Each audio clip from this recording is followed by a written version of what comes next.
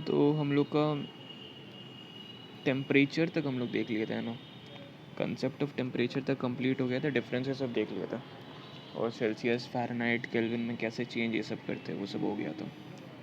तो अब बात है थर्मल एक्सपेंशन का। तो देखो, एक चीज़ तो पहले पता होना चाहिए कि जब भी किसी चीज़ को हम लोग हीट करते हैं तो वो क्या करता है, एक्सपैंड करता है। एक्सपैंड मतलब कि फैलता है। और जब हम लोग किसी चीज़ को कूल करते हैं तो वो कॉन्ट्रैक्ट करता है। कॉन्ट्रैक्ट करना मतलब सिकुड़ जाना, मतलब उसका लेंथ ब्रेथ हाइट जो भी है कम होते जाता है। जैसे कि अगर आइस है, आइस को हम लोग हीट करेंगे तो वो क्या करेगा, एक्सपैंड करेगा। एक्सपैंड मतलब कि अपना फैल जाता है ना आइस, समझ में आ रहा है चीज़, जब उसको हीट करते तो। और वही आइस को जब हम लोग फ्रीजर में किसी बाउल या किसी चीज़ में डाल के रख दें तो वो कंट्रैक्ट कर जाता है ना। तो ये चीज़ ध्यान में रखो कि हीट करने से क्या होगा, एक्सपैंड, और कूल करने से क्या, कंट्रैक्ट।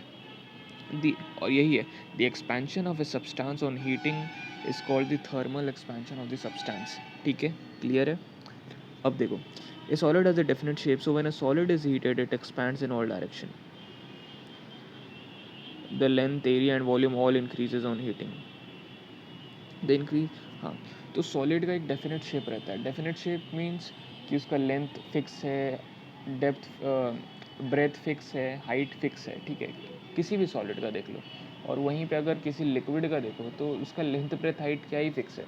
ठीक है, उसका वॉल्यूम फिक्स है। ठीक है, लिक्विड अगर कहीं कंटेनर में डाल दिया तो लेंथ ब्रेथ हाइट, लेकिन उसका फिक्स नहीं ना कह सकते हम लोग। लिक्विड को जहाँ डालोगे उस चीज़ का शेप ले लेगा, और गैस का तो क्या ही बोले, गैस तो पूरा जगह फैल जाता है। तो लिक्विड सॉलिड का ही डेफिनेट शेप रहता है, इसलिए जब सॉलिड को हीट करते हो तो वो सारे डायरेक्शन में एक्सपैंड करता है।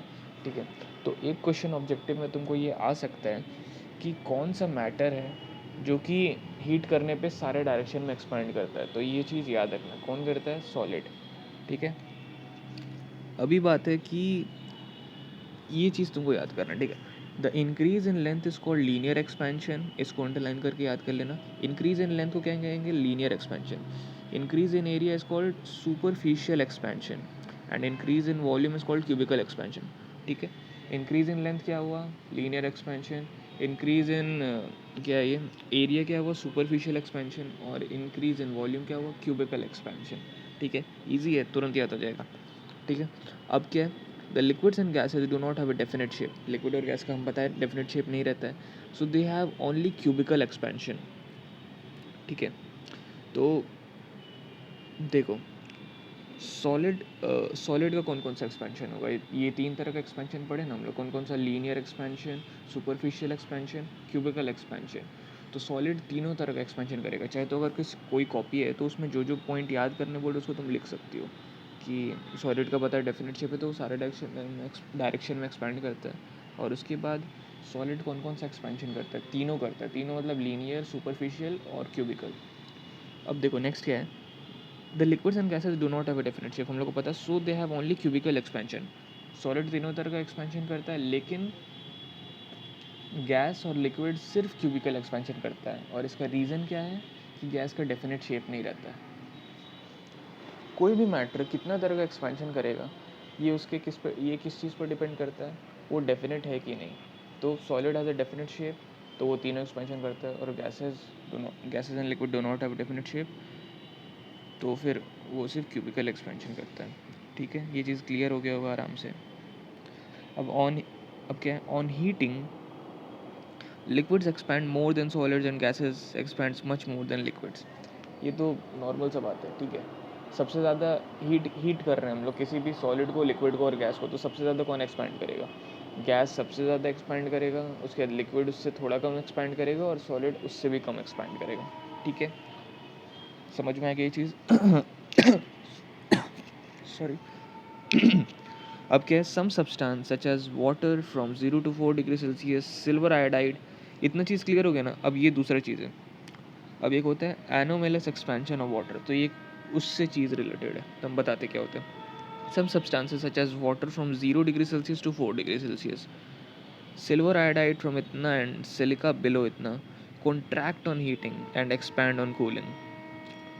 ठीक है, तो ये कुछ तीन सब्सटेंस का नाम लिया। ठीक है, और इस रेंज ऑफ टेम्परेचर के बीच ना जब उसको हीट करते हैं ना तो वो एक्सपैंड नहीं करता, वो कंट्रैक्ट करता है, और जब उसको कूल करते हैं तो वो क्या एक्सपैंड करता है। समझ में आया? कूल करने पे एक्सपैंड करता है। तो देखो ये क्या चीज़ है कि नॉर्मली हम लोग क्या पढ़े, किसी भी चीज़ को हीट करेंगे तो वो एक्सपैंड करेगा, और कूल करेंगे तो कंट्रैक्ट करेगा, ठीक है। ये डेफिनेशन है और ये हमेशा रहेगा, ठीक है।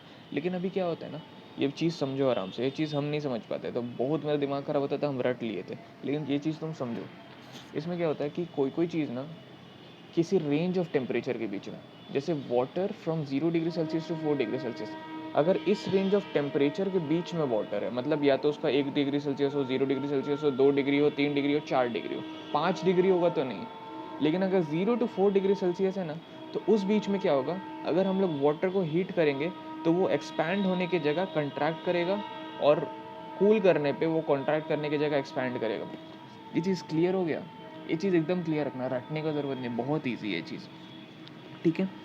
और दूसरा क्या पड़े, सिल्वर आयोडाइड फ्रॉम इतना तो इतना एंड सिलिका बिलो इतना, तो ये तीनों याद कर लेना। वाटर का तो पक्का याद रहना चाहिए तुमको, 0 degree Celsius to 4 degree Celsius ये रहता है। ये मेरे लिए पता नहीं इस बार सिल्वर आयोडाइड और ये इसका हम लोग उतना याद नहीं किए थे, पर कर लो क्योंकि बुक में दिया है तो कर लो।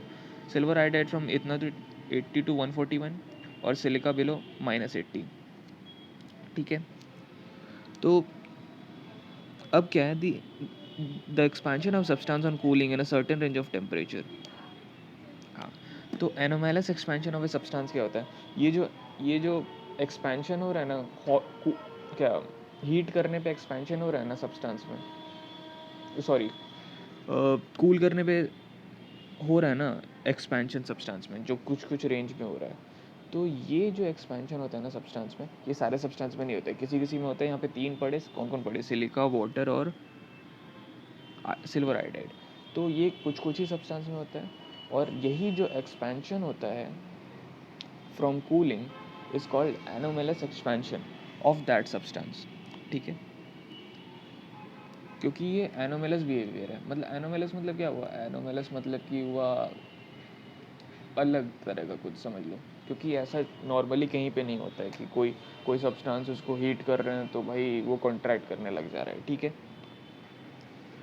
तो ये चीज़ समझ में आ गया होगा। अब हम लोग को सिल्वर आयोडाइड और सिलिका से मतलब नहीं है, हम लोग को वही एनोमेलस एक्सपेंशन ऑफ वाटर देखना है, जो वो 0 degree Celsius to 4 degree Celsius करता है।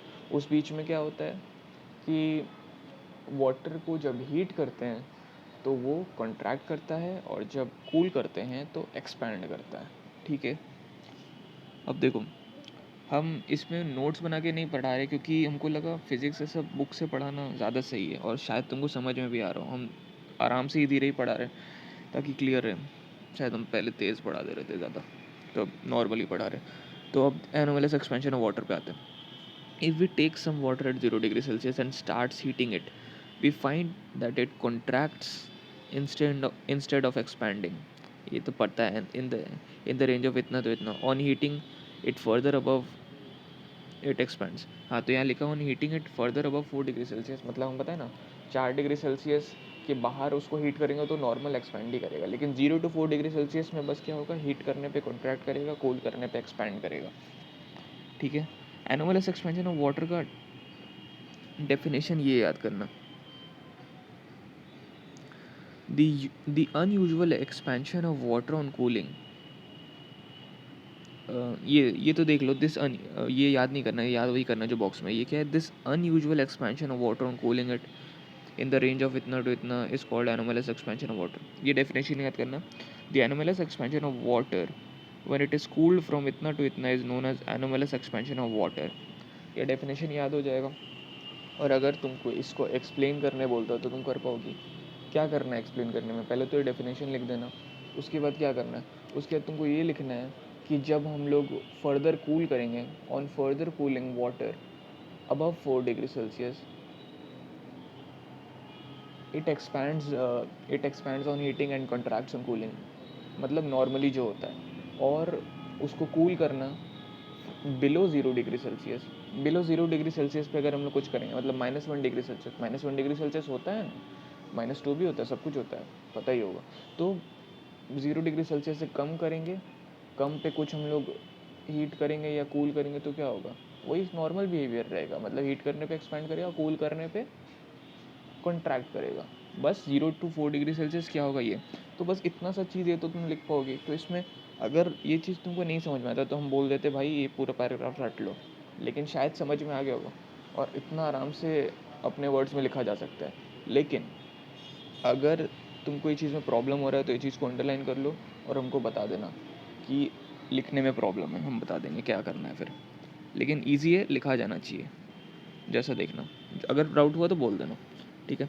अब shows figure 6.1 shows the variation in volume of 1 gram water with the temperature in the range from 0 degree Celsius to 10 degree Celsius. अच्छा एक second, video शायद थोड़ा लंबा जाएगा, तो ये चैप्टर शायद थोड़ा सा लंबा जाए।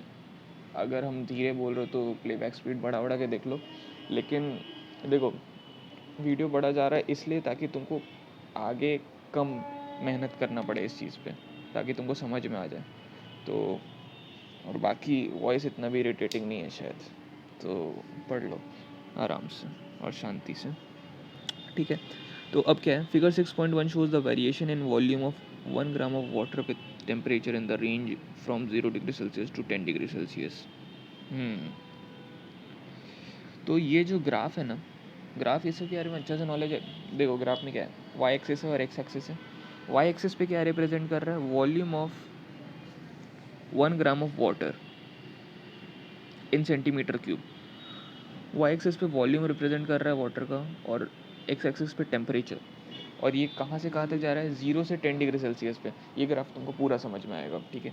कैसे आएगा वो हम बताते हैं। अब देखो टेम्परेचर, हम एक्स एक्सिस पे टेम्परेचर बढ़ा रहे हैं। देखो यहाँ क्या लिखा, 0 2 4 6 8 10, मतलब टेम्परेचर आगे आगे जाते जाते बढ़ रहा है। और ऊपर वॉल्यूम लें, पहले 0 डिग्री सेल्सियस पे वॉल्यूम देख लो कितना है, 1.0001 से थोड़ा ज़्यादा है, ठीक है, उतना वॉल्यूम है। अब हम लोग क्या करते जा रहे हैं, हीट करते जा रहे हैं। हीट करते जा रहे हैं, कैसे पता चल रहा है, क्योंकि टेम्परेचर बढ़ रहा है ना भाई, 0 के बाद 2 आ रहा है, फिर 4 आ रहा है, फिर 6 8 10 आ रहा है। तो हम लोग को 10 डिग्री सेल्सियस तक ग्राफ बनाना था। तो हम लोग क्या किए, 0 से 4 डिग्री सेल्सियस तक देखो हम लोग वॉल्यूम घटाते चले गए। वॉल्यूम घटाना मतलब क्या होता है, वॉल्यूम घटाना मतलब क्या होता है, कॉन्ट्रैक्ट या एक्सपैंड। एक्सपैंड मतलब फैलाना होता है, और एक्सपैंड करने से वॉल्यूम बढ़ता है। 0 to 4 डिग्री सेल्सियस जब हम लोग हीट कर रहे हैं, हीट करना मतलब कि टेम्परेचर बढ़ रहा है, तो देखो वॉल्यूम घटते जा रहा है ना। और देखो जैसे ही 4 डिग्री सेल्सियस के आगे जा रहे हैं हम लोग, तो नॉर्मल बिहेवियर पे आ गया। नॉर्मल बिहेवियर मतलब हीट बढ़ रहा है, मतलब कि टेम्परेचर बढ़ रहा है, तो वॉल्यूम भी बढ़ रहा है। ये ग्राफ तुमको समझ में आया। और ये जो 1 सेंटीमीटर क्यूब वॉल्यूम है ना, ये चीज़ भी मार्क कर लेना कि 4 डिग्री सेल्सियस पे 1 सेंटीमीटर क्यूब वॉल्यूम हो जाता है जब 1 ग्राम वाटर हम लोग लिए हुए हों तो, ठीक है। तो ये ग्राफ शायद तुमको ज़्यादा याद ना करना पड़े, बस ये चीज़ याद रखना कि 1 gram of water 1 centimetre cube पे वो 4 डिग्री सेल्सियस पे होगा। 4 डिग्री सेल्सियस पे उसका वॉल्यूम 1 सेंटीमीटर क्यूब होगा, और उसी जगह से तुमको मोड़ना पड़ेगा। शायद तुमको समझ में आ गया वो ये चीज़, ठीक है। अब क्या है, the volume of water for, ये चीज़ ये वही बताया वहाँ पे। अब क्या है, figure 6.2 shows the variation in density of water with temperature in range from इतना। अभी देखो ये था graph volume versus temperature. Volume versus temperature मतलब पता है, एक्स वाई एक्सिस पे जो रहता है उसको पहले लिखते हैं, और फिर वर्सेस लिखते हैं, और फिर बाद में एक्स एक्सिस पे जो रहता है। तो ऊपर वाले को ग्राफ को हम लोग कहते हैं वॉल्यूम वर्सेस टेम्परेचर, और जो नेक्स्ट वाला ग्राफ है, अब वो किस चीज़ का ग्राफ है, डेंसिटी वर्सेस टेम्परेचर का ग्राफ है, ठीक है। हम लोग वॉल्यूम पे तो देख लिए क्या फ़र्क पड़ रहा है, अब डेंसिटी पे देखते हैं।